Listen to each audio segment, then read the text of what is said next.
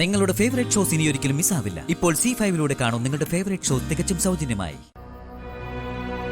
ശാലിനി,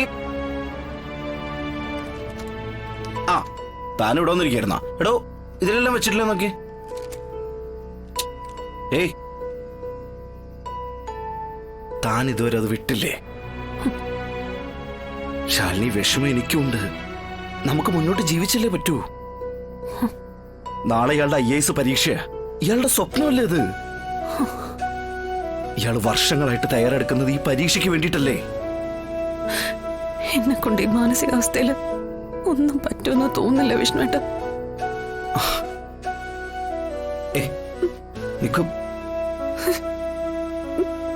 മത്സരിക്കാൻ മാനസികാവസ്ഥ ഒരു പ്രശ്നമല്ലെന്ന് പറഞ്ഞ് ഇയാളല്ലേ എന്നെ സൈക്കിൾ റേസിന് വിട്ടത്? അതുകൊണ്ടല്ലേ ജയിക്കാനും ട്രോഫി നേടാനൊക്കെ സാധിച്ചത്? ജീവിതം ഒരു റേസാണ് ശാലിനി. ഭയന്ന് മാറി നിൽക്കുന്നവനെ ആരും ശ്രദ്ധിക്കില്ല. മത്സരിക്കുന്നവനെ സമ്മാനം കിട്ടൂ. മനസ്സ് തളർത്താനും ചവിട്ടി താഴ്ത്താനൊക്കെ ഒരുപാട് പേരുണ്ടാവും. ഒരു നിമിഷം തളർന്നു നിന്നാ ഒരുപക്ഷെ എന്നേക്കുമായിട്ട് പിന്നിലായി പോയേക്കാം.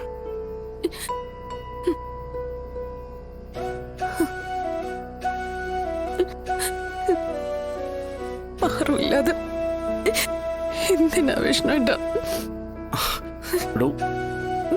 നോക്ക് എടോ, പാറു ഞാനോ ഇയാളുടെ ജീവിതത്തിലേക്ക് കയറി വരുന്നതിന് മുമ്പ് മനസ്സിൽ നട്ടു വളർത്തിയൊരു സ്വപ്നമല്ലേ കളക്ടർ ആവുന്നുള്ളത്, അല്ലേ?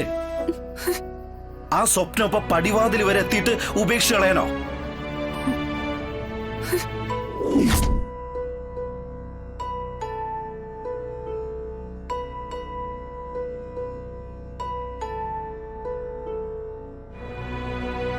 ഇവളിൽ എനിക്കൊരു മകൻ പിറക്കും. അവനെ ഞാൻ IAS ഓഫീസറാക്കൂടി. നിന്റെയൊക്കെ തലയ്ക്ക് മുകളിലൂടെ പറക്കുന്ന കളക്ടർ. ഇത് സാക്ഷിയാക്കി പറയാ. ആൺമക്കളെ തേടി പൊയ്ക്കോ ഗോപാലട്ടൻ. പക്ഷേ ഒരു പെണ്ണിനെ കൊണ്ട് എന്താവുന്നു, പെൺമക്കളെ കൊണ്ട് എന്താവുന്നു കാണിച്ചു തരും കാലം. ഈ താലിമാല സാക്ഷി, ഈ സമൂഹം സാക്ഷി, ഈശ്വരൻ സാക്ഷി, ഈശ്വരൻ സാക്ഷി, ഈശ്വരൻ സാക്ഷി.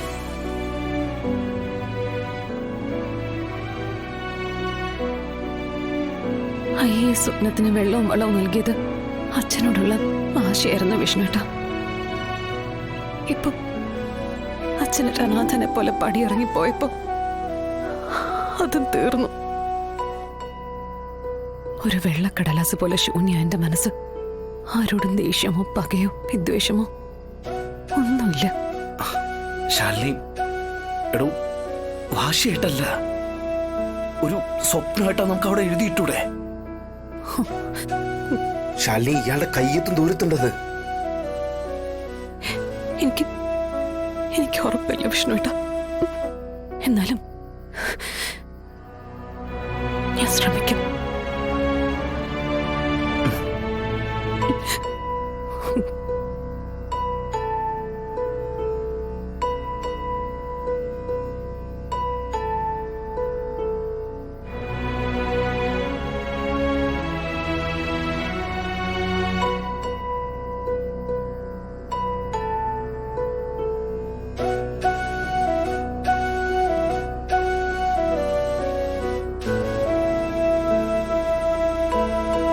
ഡൗൺലോഡ് ചെയ്യൂ C5 ആപ്പ്. കാണൂ എല്ലാ എപ്പിസോഡുകളും സൗജന്യമായി.